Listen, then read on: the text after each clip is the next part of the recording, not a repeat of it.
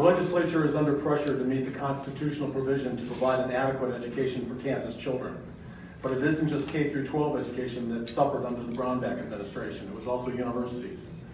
Outline the challenge that has been created in terms of how it affects Kansans, and both today and into the future, and your solution, how you propose to find a solution.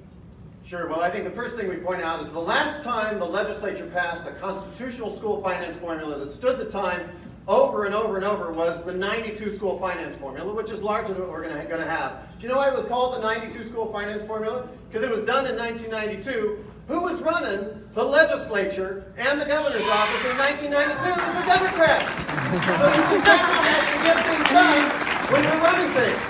And I think that's the point we have to remember. If we're in charge, we can make this constitutional and we can take care of schools. I don't know exactly what the dollar amount's going to be, but it's going to be several $100 million. And the legislature that's there right now is going to have to do a lot of heavy lifting this session, and the next governor's still going to have to do heavy lifting. But we have to build coalitions, whatever we do, to finance something that's going to be pretty much like the 92 school finance formula, because that's what's fairest across the state. And then when it comes to higher education, we have to commit, and the governor must commit, to those institutions that when we tell you how much money you're going to get, we're not going to make mid-year or late-year fiscal year allotments so that we leave our universities stranded. Because when they have to find 4% in March, with only a few months left in their fiscal year, that's when they have to dip into the well, and what ends up happening is tuition goes up for students. So it's a commitment.